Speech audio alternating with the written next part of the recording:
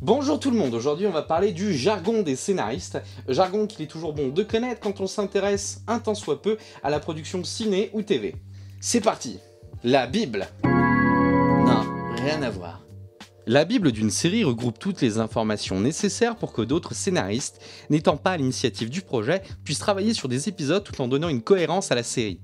En effet, dans une Bible se trouvent toutes les informations concernant tous les personnages de la série, du profil psychologique, au background ou encore son style vestimentaire ou musical.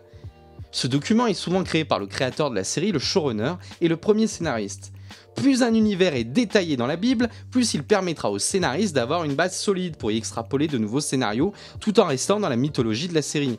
Le Bottle épisode ou l'épisode bouteille. En général, après les sweeps ou les gros épisodes qui ont eu un coût financier important dans la production d'une saison, on produit un épisode ou deux dit bouteille. Il s'agit par exemple de ces épisodes où les protagonistes font des crises de flashback toutes les 30 secondes pour se remémorer les meilleurs moments de la série. L'épisode bouteille peut aussi prendre la forme d'un épisode low cost, où tout se situe dans une pièce ou dans un nombre très limité de décors.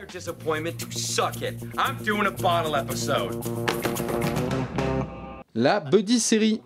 La buddy série est une série où une bande de potes sont les protagonistes principaux. Si vous trouvez que la définition de la buddy série ressemble à celui du buddy movie, vous avez raison. La buddy série est une extension de ce genre cinématographique où il s'agissait avant tout de confronter deux égos de mâles dans des films à baffe comme ceux de Bud Spencer et Terence Hill. La buddy série est un genre qui se prête énormément aux sitcoms tels que Big Bang Theory, How I Met Your Mother ou encore Friends. L'ensemble show est un genre de série qui n'a pas un héros bien précis, puisqu'elle présente un groupe de personnages dont on suit les aventures. Les séries comme Lost ou Heroes sont des ensembles shows. Ce type de série est aussi très privilégié par les soap operas. Petite parenthèse sur le soap. Bien avant la télévision, il existait des feuilletons radiophoniques qui étaient produits et sponsorisés par des fabriques de savon ou autres produits pour l'entretien de la maison, car le public de ces feuilletons à l'eau de rose a été essentiellement public féminin. Ces programmes, type Feu de l'amour, suivent plusieurs personnages et plusieurs intrigues parallèles, d'où le terme totalement galvaudé de opéra. Par dénigrement, les séries de science-fiction de l'époque, faites souvent avec très peu de moyens, se retrouvèrent affublées du terme space opéra. Le Formula Show. Quand vous regardez les experts, NCIS ou encore New York Police Judiciaire, vous vous rendez compte que vous pourriez superposer tous les épisodes, vous auriez le même schéma.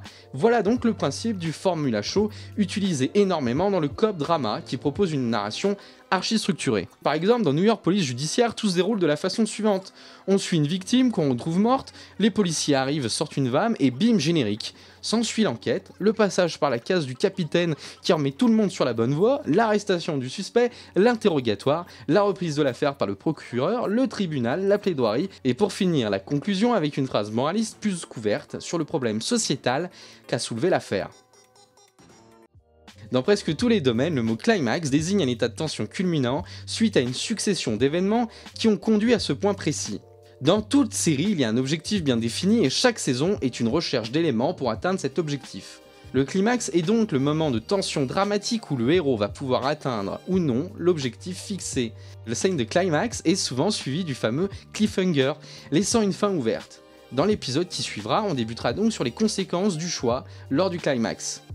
Allez, c'est tout pour nous aujourd'hui, je vous laisse partager cette vidéo sur les réseaux sociaux afin d'instruire le plus grand nombre et surtout vos collègues un culte de la machine à café. Vous pouvez désormais procrastiner en paix.